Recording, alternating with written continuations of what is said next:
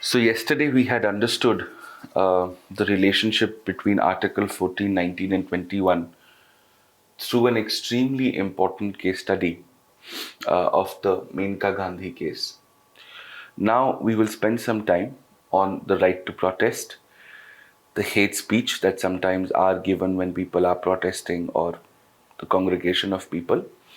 And we'll also then look at sedition and the laws on it and understand some contemporary developments that have happened with respect to sedition. So yesterday we finished 14, 19 and 21, and we also finished what is called certain rights with respect to the press.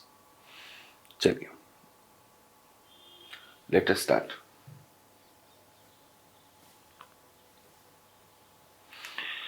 Now, let us first understand what the right to protest is. We'll understand the difference between the right to protest and the right to strike.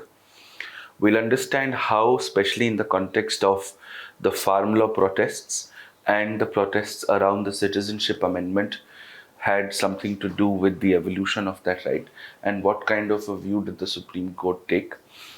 And that is it, because this is very controversial. For it to be asked in the exam, in the mains exam, if you're ever going to be asked this question, your question would likely be, how far is the right to protest justified under the context of Article 19, Clause 1. Now, the basic difference between the right to protest or the word protest, the basic difference between protest and strike is the degree or the intensity of dissent, right? The basic difference between right to protest or strike, when I use the word protest and when I use the word strike, what is the basic difference? I'm sure most of you are quite aware of this. The basic difference is on the degree of dissent, is on the intensity of dissent, right? So let us understand what this means. So what it means is this, that the right to protest here is demonstrative in nature. Demonstrative in nature. This could mean a gathering, it could mean a congregation. Dharna is, very oftenly a word associated with it. But strike is discontinuation of services as a medium or to signify protest. To signify protest. And discontinuation of a specific kind of services. It is the protesters who are discontinuing their work. And a more aggressive form of strike is called bandh. And bandh is prevention of all activities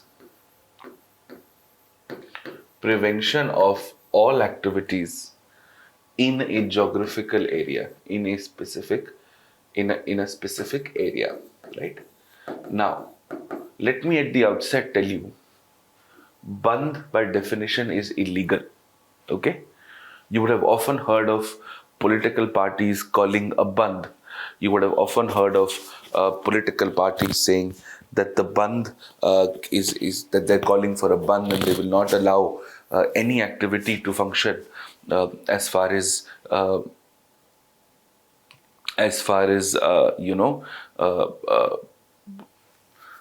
certain set of activities are concerned. For example, they will shut down all shops, they will shut down all offices in a city, in a pin code, and all of those things. Okay? So that is a bandh, right? A strike on the other hand is the discontinuation of services. For example, if the doctors are going on strike, then the doctors are discontinuing their services in the hospitals or in the organizations that the doctors are engaged in, right?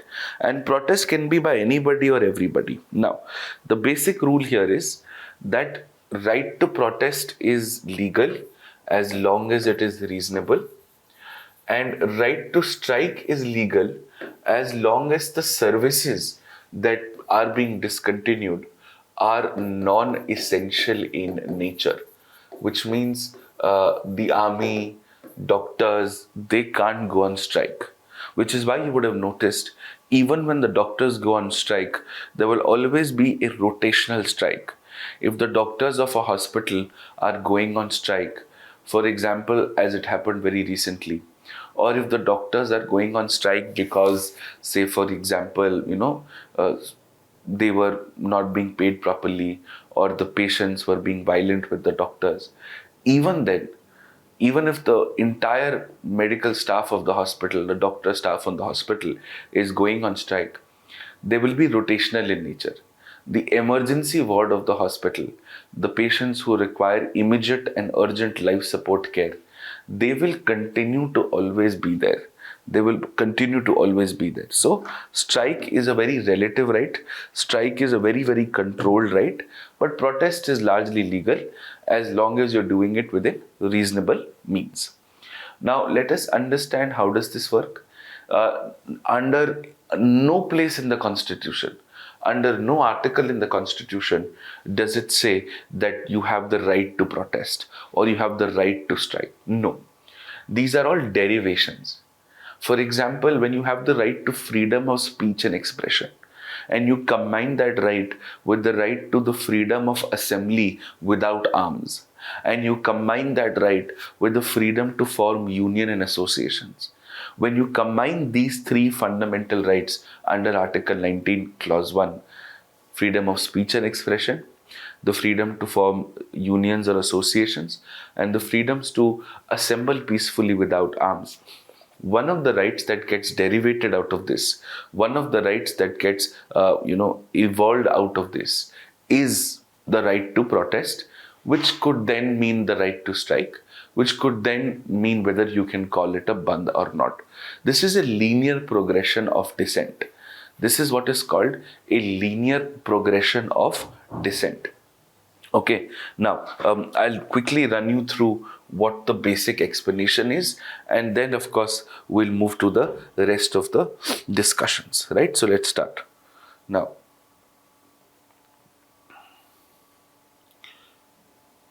right to protest primarily originates with Article 19, Clause 1, Clause B, and assures the citizens to assemble peacefully without arms. Now, as far as right to protest is concerned, public order as a reasonable restriction under 19 Clause 2 was added by the Constitution in the very first amendment.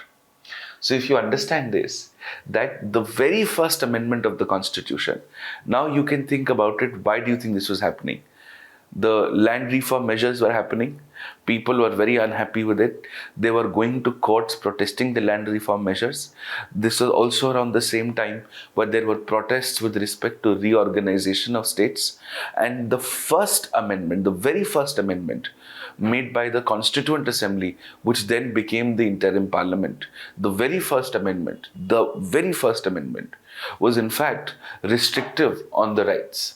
As I always tell you, it was very ironical that the very people who were responsible for inserting these rights were also the people responsible for restricting these rights in the very first amendment to the Constitution of India. So public order as a reasonable restriction was added by the Constitution, the First Amendment Act of 1951. Now, what does public order mean? Public order means there is an absence of violence and there is an orderly state of affairs in which the citizens can peacefully pursue what is called their normal life. So the key words are absence of violence and an orderly state of affairs. So absence of violence and an orderly state of affairs, so that people can pursue or citizens can pursue their normal avocation of right. Now you must understand this very clearly, that if right to protest is originating from Article 19, we are absolutely certain that it is only citizens who will then technically have the right to protest. Foreigners don't have the right to protest. Have you ever seen foreigners in India protesting? Have you ever seen people who are not citizens protesting? Never. Because you don't have the right to protest. Of course, with the context of the CA, it's going to be a different story. But well, this is the case, right? Now, that is why the protests that happened because of the Citizenship Amendment Act in a locality called Shaheen Bagh in Delhi was very questionable because, well, the people who were protesting were proper citizens, but they were protesting for people who could thereby lose their citizenship, right? That's a very interesting way to look at it. Now, let's understand. A broader interpretation of Article 19 also includes the right to freely express opinion on the conduct of the government. So if you're unhappy, dissatisfied, or you absolutely disagree with the government's way of conducting their business, then you have the right to obviously question it. And therefore, the right to association also includes, this is very important, the right to association also includes the right to association for public and for political purposes. There's absolutely nothing wrong. Which means you have the right not only to form a political party, you also have the right for a political purpose. For example, the Kisan Mahapanchayat, one of the key organizations leading the agitation of the farmers in the farm law protests. Now, that is an organization whose primary objective was to protest against the farm laws which were enacted by the government and of course later withdrawn in December 2021 in the winter session of the 17th Lok Sabha. Right? Now, the right to process the right to peacefully assemble also allows political parties and citizenship bodies such as university-based groups, such as even service-based groups. There's actually the IPS Association of India has always been of course they have not been protesting by sitting on a dharna, but the IPS Association has always been formally communicating to the government that the IPS must also be given the same kind of career progression as the Indian Administrative Service should. In fact, you should know this, that the administrative services get to become joint secretaries and secretary level officers quicker than all other services, thereby putting all the other services at a fundamental disadvantage. And the other services have a standard and a long-standing grievance that if we are all recruited through the same exam with the same competency framework, then there is absolutely no reason as to why our career promotion and progression is delayed with respect to the other services, right? So that is important. And the right to peaceably assemble also allows political bodies and citizenship bodies such as university-based groups, etc., to question, to say disregard or to very severely criticize any actions of the government by agitations, demonstrations, public meetings, and sustained protest movements. Now, for example, you would remember one of India's most famous demonstration gatherings happened at the campus of one of India's most well-known universities called the Jawaharlal Nehru University, where students were protesting against certain actions of the government, and that, of course, snowballed into a completely different, sort of state of affairs. And it is if there's a protest, there is going to be a leader of the protest, there is going to be somebody who's going to be talking to people, and it is from this protest that issues like hate speech, issues like sedition, they usually arise and they usually sort of come into light. Right? Now, the most significant judgment with respect to protest was actually the Anna Hazare India Against Corruption judgment, very, very recently, right? Okay. So they are in the Ramlila Maidal incident versus Home Secretary, Union of India. The Supreme Court very clearly said, citizens have a fundamental right to assembly and peaceful protest, which cannot be taken away by an arbitrary executive or a legislative action. Which means as long as it's reasonable, it's reasonable. There's absolutely no problem with respect to this, right? Now, Vimal, I'll do that today itself, right? So this is largely how the means, looks at the right to protest. If in the prelims you get a question, right to protest is a right under what? You will please choose Article 19. In the mains question, they will ask you what is the right to protest, what does the reasonable restriction mean, how can you right to protest, who can right to protest, and a Supreme Court judgment. This is more than enough. You will not get a single question out of this, beyond this, beyond any extra information than this, as far as the mains exam is concerned. This is something I can absolutely assure you of, right? Now, let's also trace the history of the protest very recently that has happened, in the case of the farm law incidents and, so on and so forth. It's, I think, very important for us to focus on these areas as well. So I just want you to listen to me, because these are things that you don't, you can take running notes out of it if you want to, but this is something that I just want you to understand in a larger context. Okay, I just want you to understand things in a larger context. Okay, so let's listen to this. All right.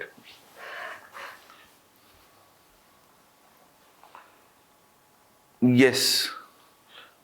Chaliye. Yes. All right. So let us sort of recall and let's understand the right to protest from the Shaheen Bagh incident, which essentially is a protest with respect to the Citizenship Amendment Act of 2019, which is still a valid law. The government has not retracted it, but the government hasn't even implemented it, in its entirety. So that is something which is different. Now, so what we need to understand in this context is, when we look at the right to protest, very recently, we must look at the right to protest in the context of Shaheen Bagh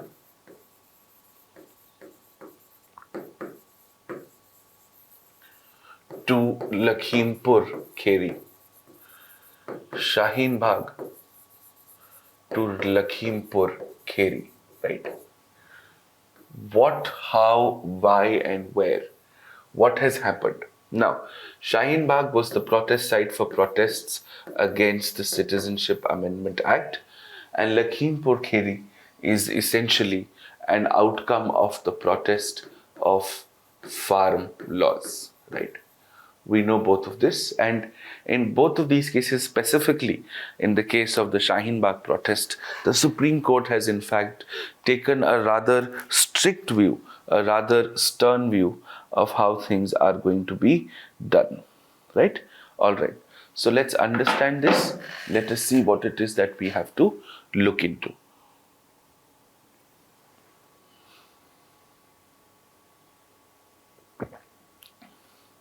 These are not cases.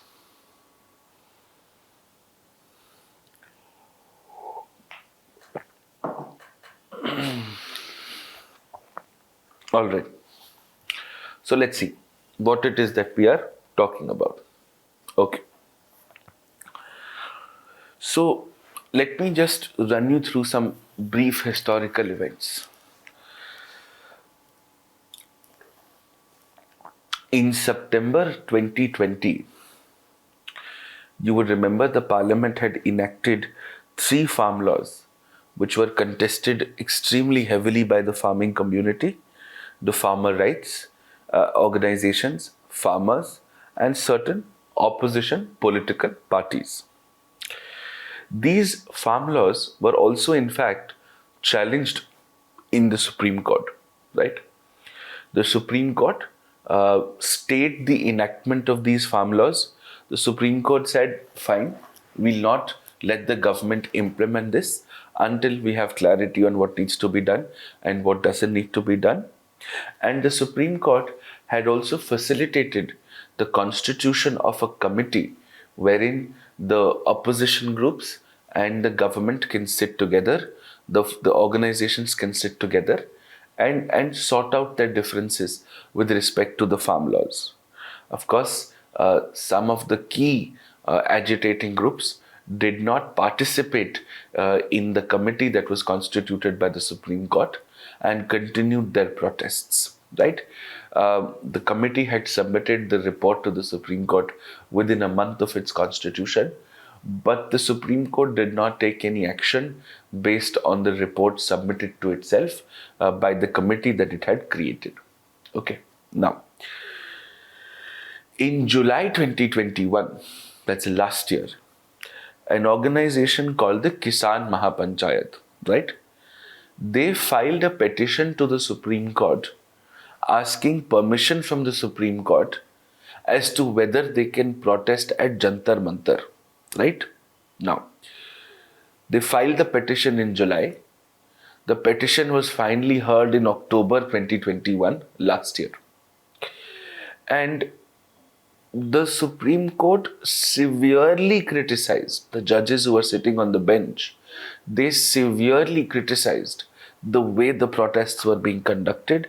They said that when the law has been stayed, when the Supreme Court has paused the implementation of the law, there is no need for such an exhaustive protest causing such inconvenience to people who are exiting the borders or entering the borders of Delhi. You would know whether it is the Rajasthan-Delhi border or the Haryana border or the UP border or the Ghazipur border, the Ghaziabad border, and all of those things. They were all inaccessible, at least from one point, because the agitators, the protesters, were blocking those roads, right? So the Supreme Court said, I understand, you have a protest, you have a valid right to protest, but when I have stayed the very law that you are protesting on, then why are you protesting it? At least wait for the judgment to come. If I say no, the laws are valid, then you can continue to go on with your protest. But you did not wait for us. On one hand, similar people with similar opinions such as you have come to the Supreme Court and have asked us to stay the implementation of the law, and we've stayed the implementation of the law. Then why are you protesting? These were the views of the Supreme Court, right? Now, the Kisan Mahapanchayat and the lawyers very, very, very curiously asked, them whether we can protest, at Jantar Mantar or not, right? Now, the bench very clearly asked, the bench said, boss, do you think the right to protest under freedom of speech and expression is an absolute right? Do you think you have an unconditional, unwarranted right to protest? And should protests, this is very important, should there be protests on a matter which is already currently been discussed by the Supreme Court? If a case is currently under the review of the judiciary, then it is called sub judice. So if it is sub judice, then you protesting it is not going to make any difference. And therefore, the Supreme Court said, we'll look into this later on. They did not give any immediate relief or said, okay, you can go protest, at the Jantar Mantar or not. Right? Now, let us understand this. Highways were being blocked. Public access was being blocked. Now, in the Shaheen Bagh case, a case was filed in October 2020 with respect to the CA protests. Okay. In Amit Sahani versus Commissioner of Police, several residents of Delhi, both in the farm law cases and in the CA protest cases, have gone to the Supreme Court and said, understandable, they have the right to protest. But their right to protest is causing the larger public inconvenience. So how do you balance the two? And if you think about it carefully, the right to protest versus public inconvenience, as much as it is a legal issue, it is also something which is an ethical issue. It is also something which is a starkly true ethical issue. Think about it. If you don't protest hard enough, the government may not take your demand seriously. But if you protest hard enough, and you are, forcing the government to listen to your demands seriously, it is obviously going to cause a massive inconvenience to the people around you. That is what happened with when the roads were being blocked during the Shaheen Bagh incident, or that is what was happening when the highways were being blocked during the Shaheen Bagh incident, right? So this is why it became an issue. So in October 2020, in Amit Sahni versus Commissioner of Police, this is the court judgment. The Supreme Court very clearly said that you have the right to protest, yes, but that protest cannot indefinitely occupy a public space, and it must be balanced with the other rights. That is why 14, 19 and 21 have to also be read together, right? And therefore, in the interest of public order, which I told you in the second paragraph on the slide there, in the interest of public order, we can restrict your right to protest. We can restrict your absolutely guaranteed right to protest. Okay, understood this, right? Now, with the Lakhimpur Kheri issue, I'm sure all of you know what had happened. Basically, a few farmers were run over by the vehicle, which was occupied by certain, politically, the children of or people associated with the political, luminaries of the state, right? Now,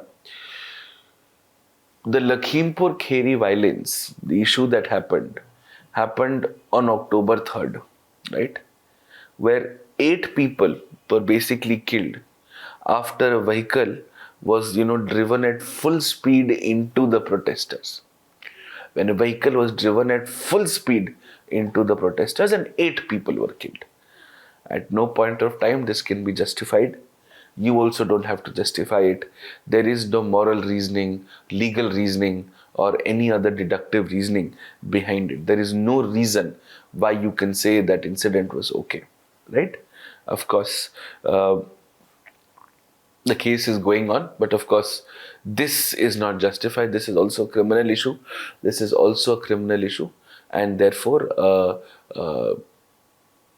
will be taken up in the appropriate courts. And of course, whether this was deliberately done or not, allegations have been made with respect to murder against, say, an Ashish Mishra, who's the son of Ajay Mishra, the Minister for, Home Affairs. Anyways, now, we understand this. Absolutely right to protest is not an absolute right. There is no right which is an absolute right. Okay, now, are we clear with this? Do we understand this? Yes?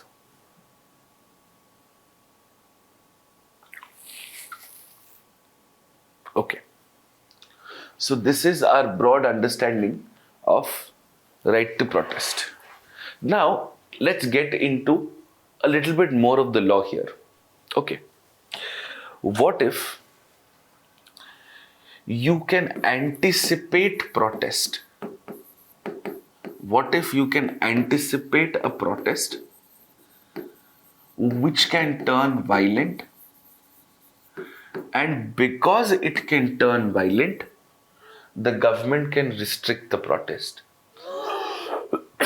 This is a concept which is called Heckler's Veto. This is a concept which is called Heckler's Veto. Hecklers are people who, disrupt a public gathering, right? So, stopping them is veto. So, Heckler's Veto. This is a concept which was given to the world by, a few judgments of the US Supreme Court. This is a US Supreme Court idea, so not very relevant as far as us is concerned. In the law optional, it could have been important, but not in GS at all. And the US had basically anticipated, this is in the 50s and 60s, some very violent protests based on segregation laws. The segregation laws is basically segregating on the basis of race. So, of course, that was a major issue, to which, of course, there were protests. So Supreme Court said, if you can anticipate certain violence, then you can restrict the protest. It is absolutely justified. There's absolutely No problem about this. Okay? All right? Okay. Now, this takes care of what is called your right to protest. Okay. Now, when you're at a protest, you will say something. And when you're at a protest, one of the first things that you're going to say, which may or may not be seditious in nature, right? Which may or may not be seditious in nature. So let's understand this and let's get this part correct. Okay. Which may or may not be seditious in nature. So let's start by understanding sedition. This is extremely important in current times because there have been a lot of issues around sedition. And let me tell you something, that the law on sedition has been such a, roller coaster of a law. I mean, we'll come to that later, so don't worry. Okay? So sedition versus, the right to freedom of speech and expression. I found a beautiful cartoon by, R.K. Lakshman in 1962. That of course, if you weren't spreading rumors, the charge is that you were spreading facts, right? So satirical cartoon, it's a very good one. So let's understand as far as UPSC is concerned. I'll give you what is relevant for UPSC. Then I will of course tell you some more details out of it, right? So what is sedition? Sedition is under Article 124A of the Indian Penal Code. It is a perfectly valid article today. It is an enforceable article today. There are of course debates on whether this article should be, this section should be declared unconstitutional and this section should be declared invalid. But notwithstanding those debates, Section 124A of the Indian Penal Code is a perfectly applicable provision of criminal law in our country, right? So Section 124A of the Indian Penal Code penalizes anyone who either by words, spoken or written, or by visible representation or any other means, attempts to bring disaffection, hatred or contempt against the government established by law. Disaffection, hatred or contempt against the government established by law. Now you see the problem here is anything could be understood as disaffection, anything could be understood as hatred, and anything could be understood as contempt. And because anything could be understood as anything, that is where the larger problem lies. That is why there are instances of alleged misuse of the section. And it would have made sense in a colonial era where you would want to suppress, any kind of movement against the colonizers. But in a democratic government, in a democratic sort of a country, this is of course a slightly questionable provision, which if not implemented properly, will always have some problems. So of course, the Supreme Court gave an interpretation to Section 124A, and the Supreme Court interpretation, which we will look at, was in the Kedarnath Judgment. The Kedarnath Judgment, okay, of 1962. The Kedarnath Judgment of 1962, okay. And in this judgment, the Supreme Court said, fine, any attempt to bring dissatisfaction, hatred, contempt, okay, but it must directly lead to an incitement of violence or it must be wanting to cause violence. अगर ये नहीं है तो sedition आप charge नहीं लगा सकते, right? This is the Supreme Court's way of restricting the scope of Section 124A of the Indian Penal Code, right? Of course, now though the Supreme Court judgments, though the explanations to the section, the way it has been used, it makes that only if you're, exciting hatred or contempt or, they lead to sedition, and sort of lawful, any lawful criticism wanting to sort of bring about a change does not sort of amount to sedition.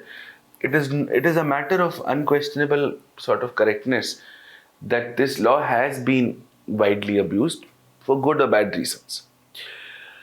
And that is why the Kedarnath judgment very clearly says that there must be an intention to cause public disorder or disturbance or hinder any form of public peace. Right? So this is broadly what the introduction is. Now let's look at some of the details as I was telling you. See, the Supreme Court in the case of Kedarnath versus State of Bihar has put a limit on the scope of section 124A, whereby only the individuals using free speech and expression to incite violence and disrupt the law can be penalized. So you are trying to restrict the scope of section 124A, which largely deals with sedition. And in the Shreya Singhal case, while the court was getting into, the legality of section 66A of the IT Act, the court also said that there has to be a degree of proximity between the word spoken or expressed and the public disorder that takes place. A random Facebook post must necessarily cause a riot for the Facebook post to be deemed seditious, to be deemed, wrong. Just because there is a random Facebook post or a tweet or anything else, that is not enough. There has to be a cause and effect. So in Shreya Singhal's case, the Supreme Court determined that there must be some close cause and effect to what was said and what happened, right? Of course, in reality, there has been a continued trend where charges of sedition have been pressed against individuals for criticizing the government. Now, due to this abuse of the law, the demands have been made to abolish sedition to protect the sanctity of speech and expression. And you must understand that that one of the primary targets of sedition are always going to be journalists, right? Are always going to be journalists.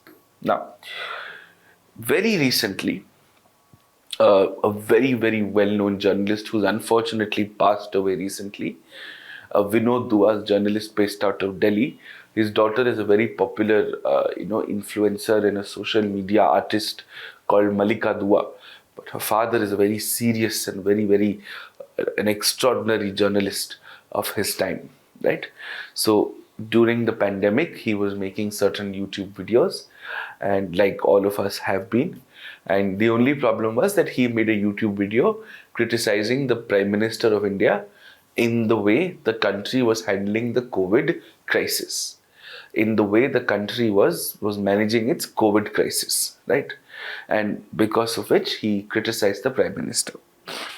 An FIR was filed against him, and it was filed by a BJP leader in Himachal Pradesh, saying that you're criticizing the Prime Minister and therefore this is seditious, you're inciting what is called violence. The court, of course, quashed the FIR immediately. The Supreme Court immediately quashed the FIR, and the Supreme Court said you have the absolute right to your journalistic freedom, and every journalist is entitled to this protection. And the Supreme Court said that whatever your Kedarnath judgments are, they have to be applied. But you know what? Let me give you something extra that you can write in your mains answers, right? Something that will differentiate you from the rest. ये तो सब लिखेंगे. विनोद दुआ मुश्किल से 10% लोग लिखेंगे. केदारनाथ सब लिखेंगे केदारनाथ, ठीक है? Because यही है. But what is your solution? You know, the solution to sedition, and a very interesting way to look at sedition was that we understand sedition can often be used to, suppress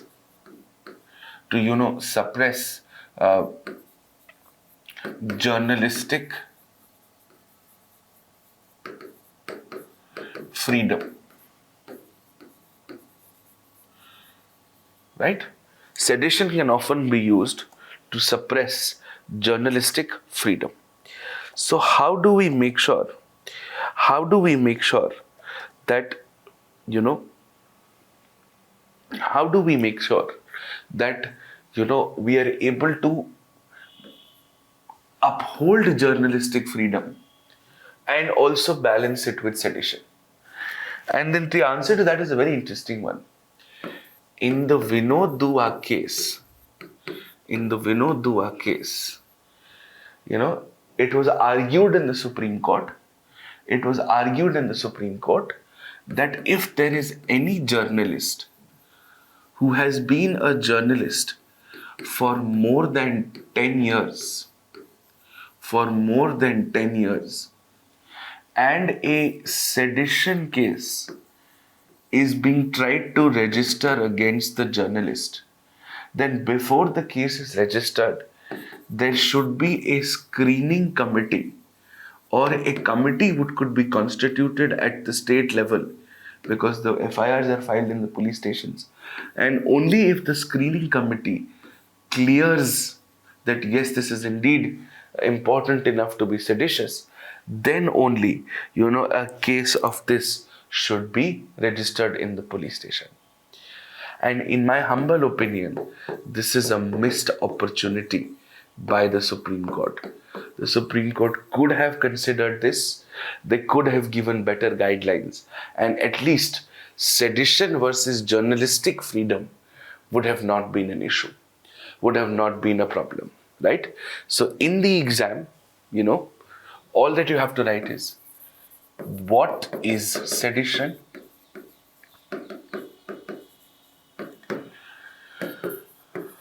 How is it abused?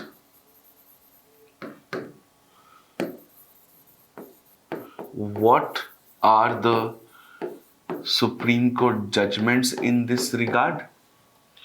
And how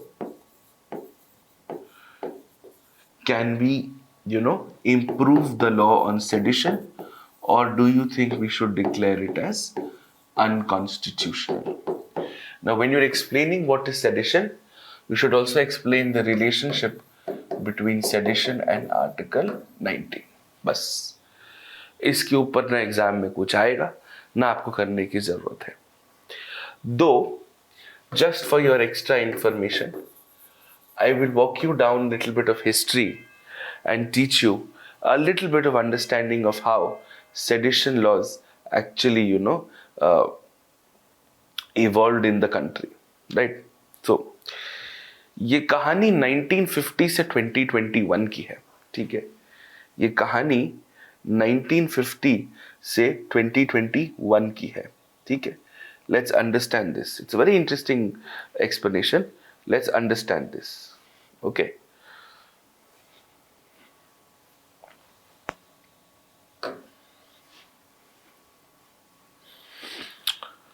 So, I'll just trace the constitutional history of sedition for you.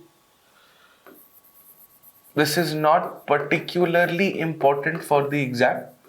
This is just to teach you how the nation has evolved with respect to sedition. मैं पहले ही बता रहा हूँ, ये exam में नहीं आएगा, ठीक है? The constitutional history of sedition, ठीक है? कहानी शुरू होती है 1950 से, right?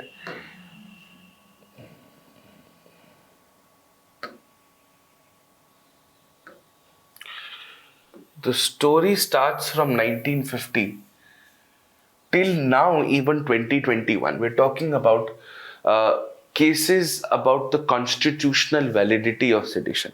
Okay. We're referring to cases with respect to the constitutional validity of sedition. Okay.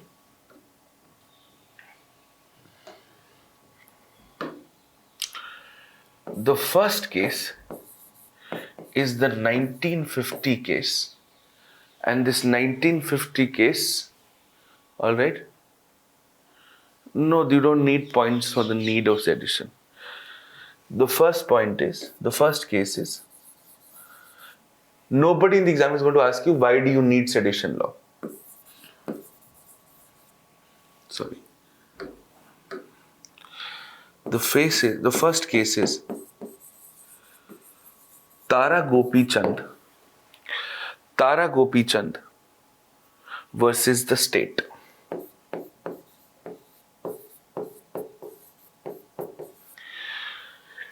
Interestingly, this is not a Supreme Court case. This is a Punjab Haryana High Court case. Okay. You know that both Supreme Court and High Court can look into the constitutionality of a law under 32 and 226. You've discussed this before. You can challenge the constitutionality of a law both in the Supreme Court, and you can also challenge the constitutionality of a law in the High Court. You can do that absolutely. Yes, we have discussed this or not? Yes.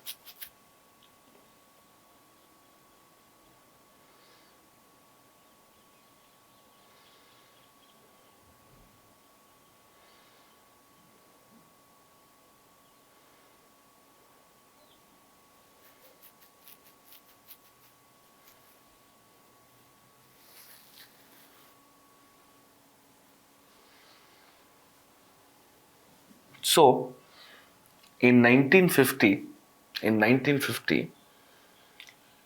Section 124A of the Indian Penal Code was declared unconstitutional. Okay, was declared unconstitutional. But this was only unconstitutional in the state of Punjab and Haryana. This was only unconstitutional in the state of Punjab and Haryana. Okay. In 1958, okay, in 1958, 58, 59 if you want to. So 1958, very small case. This case was called the Sabir Raza versus state case. Yes. You don't have to memorize these at all. मैं आपको बस ये समझा रहा हूँ कि देश में सेडिशन का हुआ कैसे, इवॉल्व कैसे हुआ. In 1958, in the Sabir Raza versus the state case. Right now, understand what had basically happened here. Right now, in this case, the Supreme Court very clear. In this case, this was actually not even a Supreme Court case. This was an Allahabad High Court case. Okay, this was an Allahabad High Court case. In the Allahabad High Court case, the court very clearly held that the speech, even if it is disrupting public order, unless it's not causing violence, cannot be a sedition. So in 1958, the Allahabad High Court said that just because the speech is disrupting public order, disruption of public order does not amount to sedition. Does not amount to sedition. Okay. And then in 1959, something remarkable happened. Okay. Ram Nandan versus the state of UP. Okay. Ram Nandan versus the state of UP.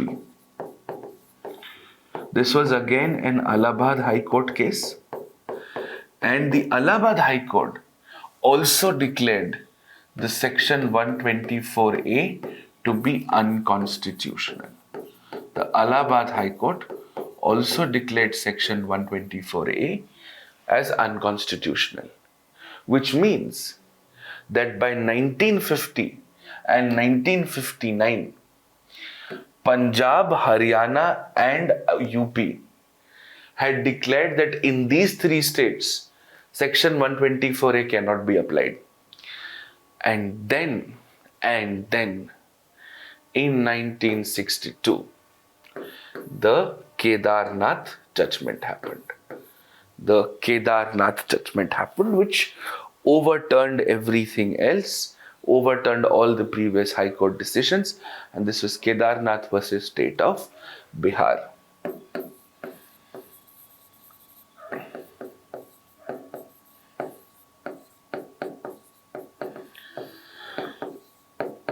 Now, this was a Supreme Court judgment.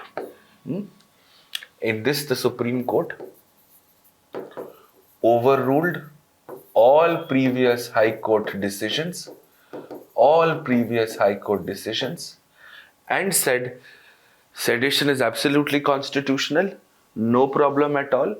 Sedition is an exception to freedom of free speech. Your freedom of free speech ends where sedition begins, so don't say anything which is seditious. And they said that, boss, sedition should only apply if there is a likelihood of violence, right? The likelihood of violence, then only when sedition should be applied. And sedition is a valid exception to the freedom of free speech. So 1962, the Supreme Court, came back, right? Understood this? For 45 years, this country has remained absolutely silent on sedition. 45 years, this country has been absolutely silent on sedition. Then in 2016, an NGO called Common Cause, they file a lot of PILs. They were also responsible for the Euthanasia PIL. Common Cause versus Union in India. They approached the Supreme Court that this was a public interest litigation, it was a PIL. They wanted the Supreme Court to declare sedition as unconstitutional. But, the Supreme Court, by the way, said that no, it is completely fine. It should be used. There are enough guidelines given in the Kedarnath Judgment. Simply follow Kedarnath, and the petition was disregarded. Okay. In 2021, a bunch of lawyers, including somebody called Aditya Ranjan, this is 2021, ये आपको किताबों में नहीं मिलेगा, अखबारों में नहीं मिलेगा. They also challenged filing a PIL in the Supreme Court. Okay? The Supreme Court ने कहा कि तुम्हारे खिलाफ हुआ क्या sedition? कहते नहीं, तो फिर जिसके साथ हुआ ना उसको लेके आओ. The court said, come back with a more concrete case, and they said they wanted to challenge sedition, but the Supreme Court said you should bring people who have been negatively affected by it, because you are just representing a public interest, but this is not public interest. This is very specific. Sedition affects a very specific set of people. So bring the people, who are actually getting affected by it. We will think about it. So the Supreme Court sort of, stalled the case and asked the petitioners to come back with something more concrete. Right? Now, interestingly, for those of you who would want to know कि केदारनाथ में ऐसा हुआ क्या था, because this is the judgment that we are referring to. So you see, Kedarnath was a member of the Communist Party of Bihar. Okay, he was a part of the Forward Communist Party of Bihar, and about 10 years ago, in the 1950s, in 1951 or 52, or 53 maybe, he had given a speech in the Barauni district, in the Barauni area of Bihar, where he said that the Congress has miserably failed to eliminate poverty. And this is all corruption. The Congress is not doing the job that it is supposed to do. And he said that Acharya Vinoba Bhave is, taking unfair advantage of the land reforms in Bihar and amassing, large volumes of land. Okay. And therefore he said that, we should really, form an army of farmers. We should really, unite, and we should try and overthrow the government. Ram Nandan ne bhi yahi kaha tha. Ram Nandan had a problem. He was in UP. He started saying that we should make an army of farmers and we should overthrow the government. This is also against Congress. This is also against Congress. Fair. Well, the Supreme Court did continue to say that no, nothing like that. As long as it is not directly inciting violence, the people are completely right in their own means, right? I mean, if you sort of see how all of this fits into the basic structure discussion, you'll understand how the basic structure discussion has led to so many things. Land reform नहीं होते तो protest नहीं होता तो लोग बातें नहीं करते तो सेक्शन 124A की कहानी निकल के नहीं आती. Right. So, these are so many things that happen as an outcome of the basic structure doctrine, as an outcome of what we know it to be today. So it's very interesting. It's very, very, good to sort of understand things from a larger perspective, from a larger context. Okay. This is the basic timeline of sedition law in the country, and this is how we are, as of today. Clear? Okay. Understood this? All right. You can take a 5-minute break and then we will continue. Yes, Arpita, you can absolutely.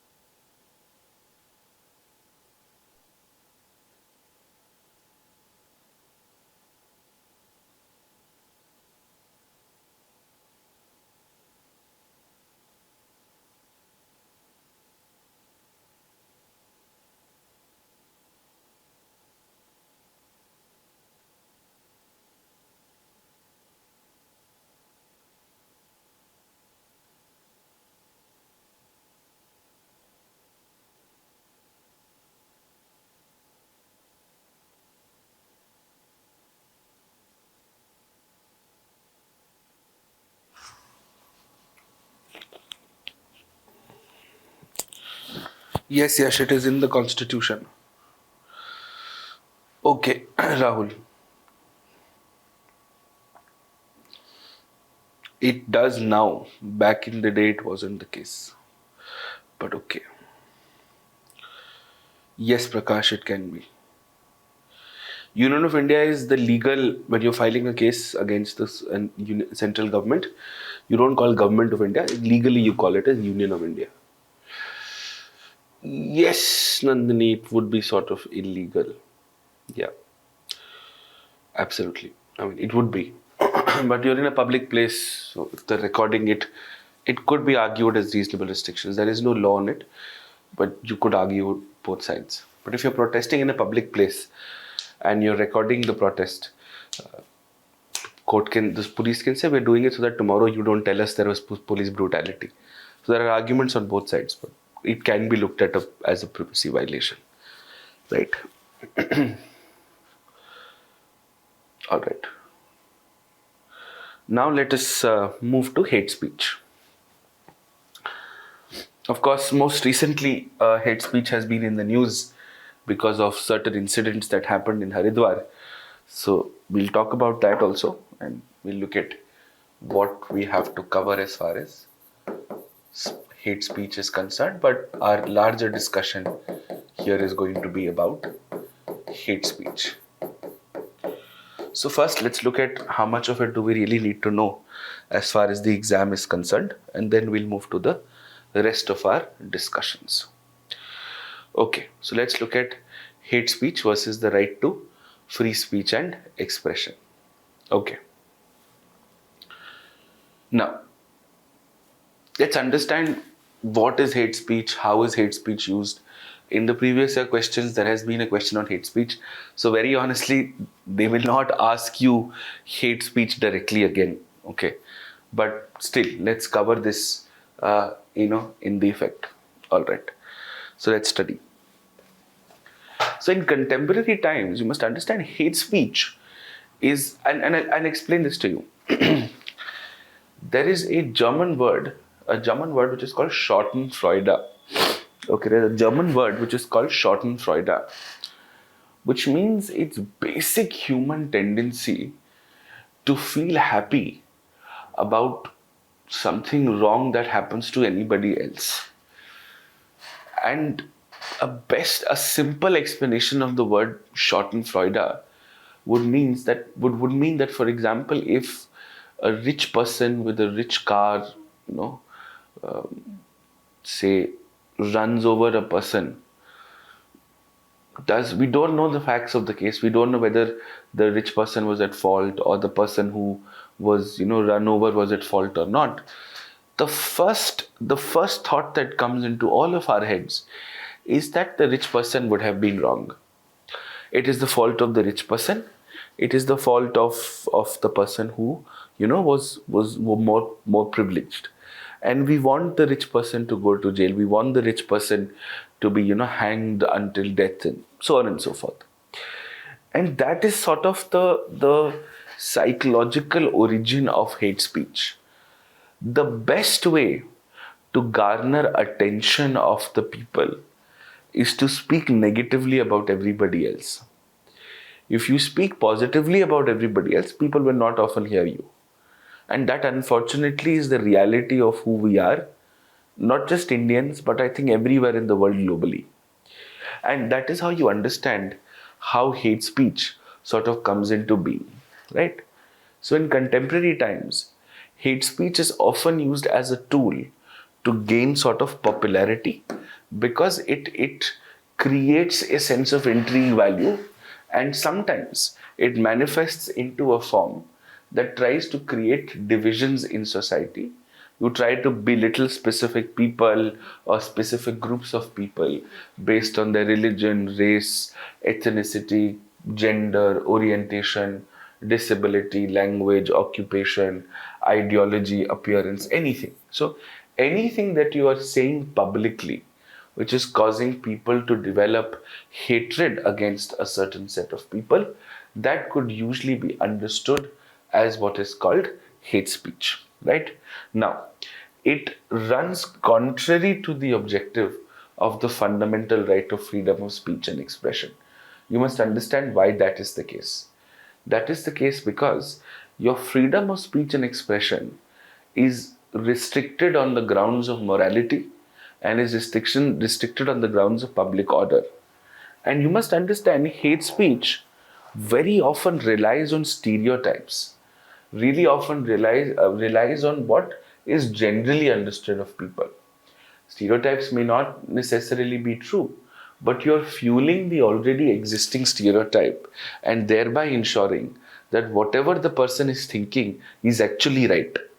And the hate speech has often been seen, in elections before and after to sort of cause anti-minority sentiments, to create, religious vote banks and so on and so forth, and is often related to the politics of, violence and hatred. And that is largely what is called hate speech. Now you must understand, how does this work?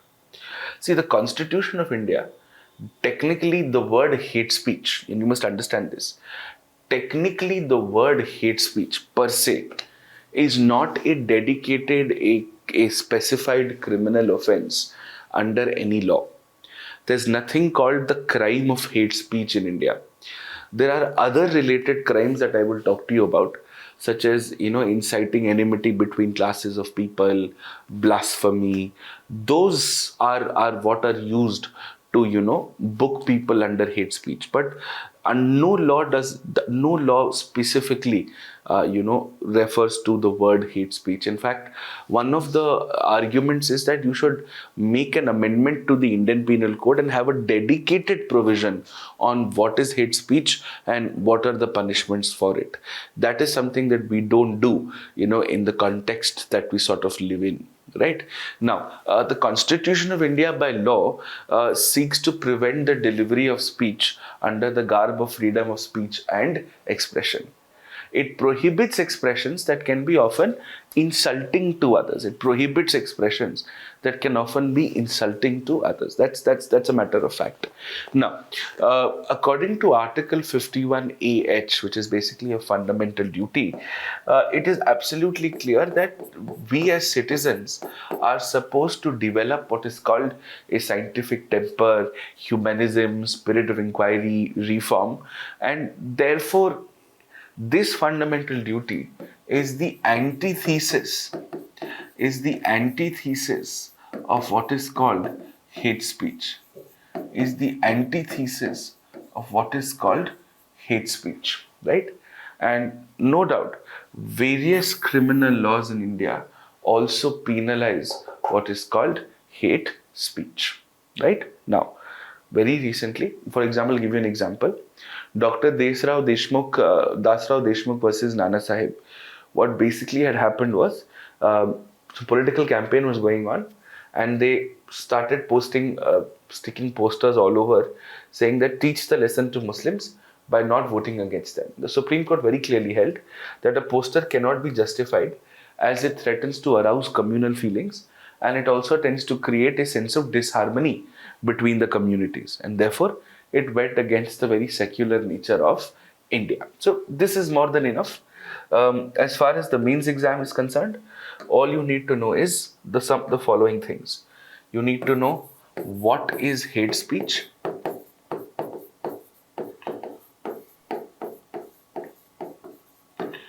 what is the relationship of hate speech with Article 19, how is hate speech criminalized, and what can we do to combat hate speech, right? If you're able to answer all of these questions, you should be able to answer any question that comes as far as hate speech is concerned. Right now, let's talk about what happened in Haridwar. Right now, what happens in Haridwar is in fact an issue of this month itself, which is Jan 2022. Now, a petition has been filed in the Supreme Court, right? Public interest litigation. This public interest litigation has been filed by a person called Qurban Ali. So Qurban Ali has filed a PIL okay, in the Supreme Court. This is the case is currently pending. The Supreme Court is looking into it, right? Now, the PIL that has been filed by Qurban Ali basically alleges and basically says that the speech that was given at the Dharm Sansad in Haridwar, right, and by the Hindu Vahini in Delhi, both of these speeches were that these constituted hate speech, right? Now, very interestingly, the lawyer who's arguing this case is Kapil Sibal, who also happens to be a very well-known politician with the Congress party, right? Now, he argued and he urged the Supreme Court to urgently take up the matter because several other similar Dharam Sansads, as they call it, Dharam Sansads, religious parliaments, all right, were to be organized in several parts of the country. And of course, on January 17th, just a few days ago, there was one to be conducted, which is why you would remember in the newspapers there were several articles where the court that the possibility of this was being discussed. Now, let's understand this. This petition that was filed, Qurban Ali, who's a journalist, and of course by another senior advocate called Anjana Prakash, sorry. Now, they argued that, boss, these speeches that were being made, I'm not going to get into the details of these speeches. The speeches that they made at the Dharam Sansad in Haridwar were basically calling for the genocide of Muslims, saying that this entire community must be exterminated, at least from India. All right, and therefore, this is absolutely hate speech. Now, they also highlighted very clearly. They also highlighted that, boss, we've filed FIRs locally, but the police is not taking any action. The police is also politically convoluted and they're not taking any action. And because they're not taking any action, we have come to the Supreme Court for some urgent interventions. Right? Now, you must understand that, as I was telling you, there is no specific crime with respect to the Indian Penal Code, but the Indian Penal Code refers to several other offences. Right? Several offences such as criminal conspiracy, sedition, inciting enmity between classes of people, blasphemy, saying something which is outrageously untrue. These are criminal offences. Sedition is a criminal offense. Inciting enmity between classes of people is a criminal offense. Right? Criminal conspiracy is a criminal offense. Blasphemy is a criminal offense. Right? This I completely agree with. This is already there. Now, despite these, the police is not charging them under the relevant sections, right? And therefore, despite such a wide area of sections, the police only looked at a very mild section called promoting enmity between classes of people, and that of course is outrageous and has wounded the feelings of the Muslim community. Right? Now, the case is going on and the bench is sort of discussing it, and they're trying to figure out what can the Supreme Court do in a case like this. Where is the problem? Now, you must understand that in 2017, this is as recent as 2017, the Law Commission, in its 267th report, the Law Commission in 2017, in its 267th report, very categorically and very clearly,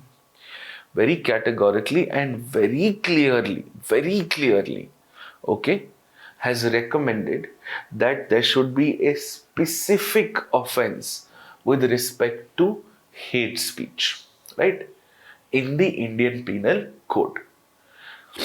The Committee on Criminal Reforms, which is also a parliamentary committee, is also actively considering this reform. Although we haven't seen a lot of development that has happened on that front. So this is basically what on hate speech is. Now, a fundamental question that must arise out of this is, if there is sedition, if there is enmity, then what is the difference between sedition and hate speech? The difference is, Sedition is a call to action which incites violence, right? Hate speech is an argument or a speech which is dwelling on existing stereotypes. मैं एक example देता हूँ, ठीक है? Sedition का मतलब ये, and sedition is always has something to do with governmental inaction, incapacity of the state. Hate speech is not necessarily about the state. For example, if there is a seditious speech that the government is incapable, let us overthrow the government, let us impose, a military rule. That is seditious. Could be seditious. Hate speech would be this. That, for example, a religious community must be exterminated because they don't deserve to be here. Again, extremely pathetic, but that is the difference. So I hope you understand the difference between sedition and hate speech. Sedition necessarily involves inciting disaffection against the government, and hate speech does not necessarily refer to the government. It's about a social class, a religious class, a cultural class, ethnic, gender, etc., etc. So that's the fundamental difference between sedition and hate speech. Okay, so that's the fundamental difference between sedition and hate speech. Okay, are we clear with this? Do we understand this? Yes? All right. Now, our next topic that we must understand under Article 19, and our objective today is to finish all relevant issues with respect to Article 19, is contempt of court. Now, you would know that contempt of court is also a reasonable restriction under Article 19. It has been clearly mentioned as a reasonable restriction. Now, so let's understand this through a larger perspective. I'm going to give you three different words. There's something called defamation. There's something called contempt of court, and there is something called parliamentary privileges, right? Parliamentary privileges are expressly mentioned in the Constitution. Contempt of court is actually mentioned, it is mentioned in the Constitution also, but has not been clearly defined. In fact, there was a private member bill which was also filed in the recent winter session of the 17th Lok Sabha on giving exact constituents of contempt of court. And of course, there is something called the Contempts of Courts Act of 1971, which deals with this. Defamation is a reasonable restriction under Article 19. It is also a criminal offence under the Indian Penal Code, and you can also seek compensation at a civil court with respect to defamation. Now, what is the basic difference between the three? See, defamation and contempt of court are sort of restrictions, they're negatives, right? Whereas parliamentary privilege is a positive idea. It is protecting the right of a person to say something. And defamation and contempt is restricting the right of a person not to say something. That's the basic difference. Okay. And to understand this further, see, defamation is for all people, generally for everybody. Contempt of court is against the court. And parliamentary privileges are for your MPs and MLAs. They have the exact same privileges. So if you think of it, they are actually three dimensions of the same idea, right? Now, contempt of court has been very clearly given as a reasonable restriction. So has defamation, by the way. But it's contempt of court which often gets in the news more often. Because when we look at the more recent Prashant Bhushan case, where he had basically tweeted against the conduct of a Supreme Court judge, enjoying the spoils of a magnificently expensive motorbike, and that happened. Now, we'll come to that later.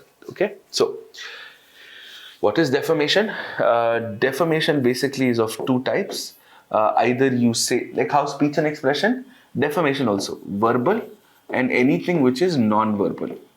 So anything which is verbal will be called slander, and anything which is non-verbal will be called libel, right?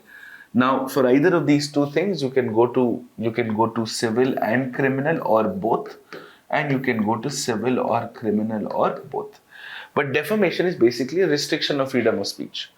मतलब आपको बोलने की आजादी, लेकिन दूसरी की बेइज्जती तो मत करो, right? So that's the issue. Now let's understand contempt of court. Now contempt of court is a fairly interesting idea. Let's understand this. So contempt of court is of two types, basically civil contempt, and you need to only know this much: civil contempt and criminal contempt. We will do this in detail in judicial reforms, but civil contempt and criminal contempt. Civil contempt is if you are not following a court order, and criminal contempt is if you are jeopardizing the reputation of the court or a judge. So obviously, with criminal contempt, you'll have to pay a fine or go to jail or do both. With civil contempt, you will have to essentially pay compensation or a fine for not following a court order. Okay, so there is civil contempt and there is criminal contempt. Interestingly, we also have something called parliamentary privileges, which means MPs and MLAs have absolute immunity for how they vote and what they speak on the floor of the parliament. But if they say something that they're not supposed to, then they can violate the privilege of themselves also and the house at large also, right? Very interestingly, this is a loophole, because if you have immunity on how you vote, what if you've taken money to vote? There is nothing that can be done against you because there is an immunity. In fact, one of the relatives of Shibu Soren, I think daughter-in-law or daughter, she had taken some money to vote very specifically for a candidate she's an MLA, to vote for a candidate who could be chosen as a Rajya Sabha MP from Jharkhand. Now the CBI did an inquiry and found out that she had taken money. Now the case is in the Supreme Court, and she said, what if I have taken money? I have taken money to vote a certain way in the house, and how I vote cannot be questioned in any court of law. So I have immunity even if I have taken money. The Supreme Court is looking into the matter, and let us see, hopefully in this year or next year, we would get a remarkably important judgment. A remarkably important judgment on, an exception to taking money to vote on the floor of the house, right? So this is basically what is called contempt of court, parliamentary privileges and defamation. Now let's understand this in the context of Article 19, right? We just need to know what it is. We need to understand how should it be used, and etc, etc, etc. Now, as I told you, it is the reasonable restriction to freedom of speech and expression, and if it amounts to contempt of court, which means you can't say anything which jeopardizes the reputation of the court or the judge, right? And the first ever law on contempt of courts was in 1926, and later we reformed it and we came up with a law in 1952, and finally the Contempts of Courts Act of 1971 is the primary legislation as far as contempt law is concerned. Now, as I was telling you, contempt of court can either be civil or can be criminal. Civil means willful disobedience of any judgment, decree, direction, order, writ or a process, or a willful breach of an undertaking given to court. कि तुमको बोला था देश छोड़ के मत जाना, तुम जाके थाईलैंड में बैठे हो. Criminal contempt, on the other hand, means the publication of any form, of any matter or anything which scandalizes the court or lowers its authority or prejudices or interferes with the court proceedings or the administration of justice in any manner. So when Prashant Bhushan posted a tweet saying that, look, our Chief Justice is driving a Harley Davidson motorcycle, how is this, and the company apparently the chief justice was in the company of some politician or something. What does it speak of? Separation of powers. The judges are in the lap of the executive. So what you're basically doing is you're scandalizing the authority or prejudicing it. Right now, in 2006, the Contempt of Court Act was amended, and truth was made as a defense. In fact, truth is a defense in defamation also. For example, if you're writing something against another person, but if you're writing something which is true, or you're writing something which is in your opinion to be true, you cannot be charged with defamation. So they've used the same thing here. However, the qualification or this defense of truth does not mean कि सच्चाई की आड़ में तुम किसी की जिंदगी बर्बाद कर दो या scandalize कर दो कोर्ट को, ठीक है? Understood this? And of course, even after such an important amendment, a person can be punished unless the statement was made in public interest. Now in 2017, एक ही judgment है, Hetram Beniwal versus Raghuveer Singh. The Supreme Court very clearly held that the power of contempt should be used very sparingly, and in cases where there is a calculated effort to undermine the judiciary and not, of course, in a routine manner. I hope you all understand that as far as contempt is concerned, the Supreme Court is in charge for contempt of the Supreme Court, whereas the High Court is in charge for contempt of the High Court and all other courts as well, all other lower courts in the state. So that ways, High Courts have wider contempt powers than the Supreme Court as well. So that is something here. Okay, you don't pay the fine, then you will be called. You might be sentenced to jail also. ठीक है? Clear? So this is contempt. Yes. Now, we are going to be covering censorship now. I think censorship and fake news is a larger topic, and I think we should cover this in more detail. We are left with censorship, LGBT, privacy, and euthanasia. 4 topics, half hour each. I think we should be able to cover it tomorrow. So I think this is more than enough, and we'll start with censorship tomorrow. If you have any doubts, you can please ask me any doubts that you have, because I've not been taking doubts for 2-3 days. The class is officially over. If you have any doubts, you can please ask me now, and I'll answer your questions.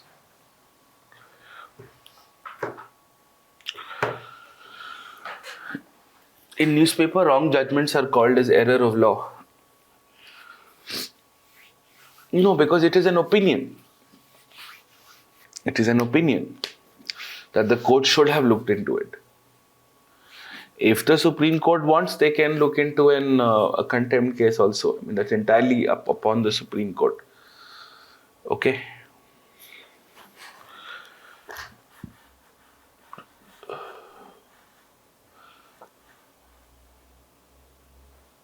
Anything else?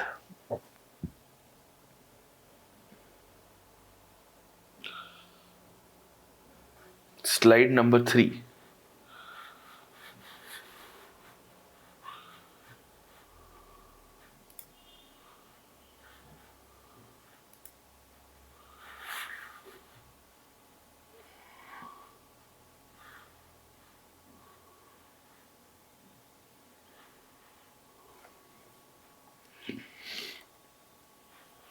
Is defamation civil or criminal? Could be both, Vaibhav.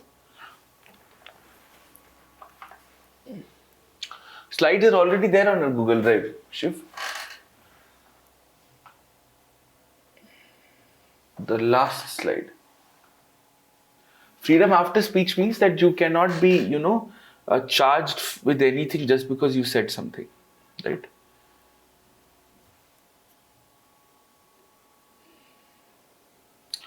Ultra vires means violative of the Constitution. Sedition is against the government. Hate speech is against anybody who's not the government. Unlawful Activities Prevention Act and National Security Act are preventive detention laws. Bully by could be looked at from a hate speech. In R.C. Cooper, the Supreme Court said that though the Parliament has the right to nationalize banks, but this particular nationalization is invalid.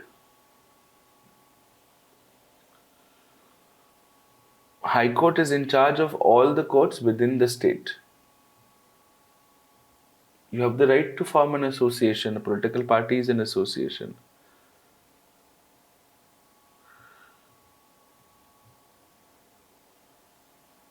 Serious offences.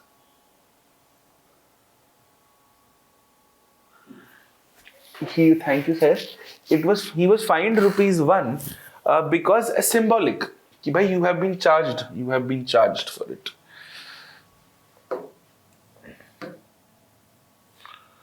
This is slide number 3.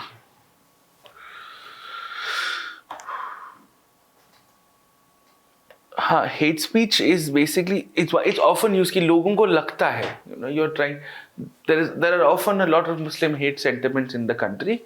When you hear somebody addressing 1,000 gathering, saying what you believe to inherently be true, because that has been perpetrated across generations, then yes.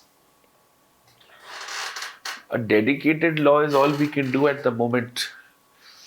Otherwise, use it as rarely as possible.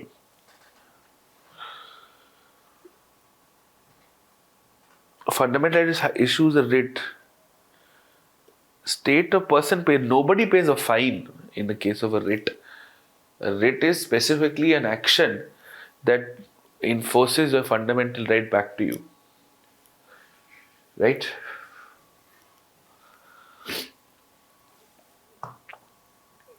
Nishan, governance notes and lectures are in the first week of February. I'm completely focused on finishing your polity. है ना? ठीक है, done.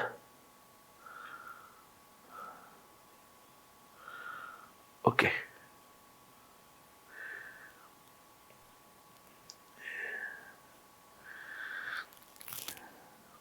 Thank you.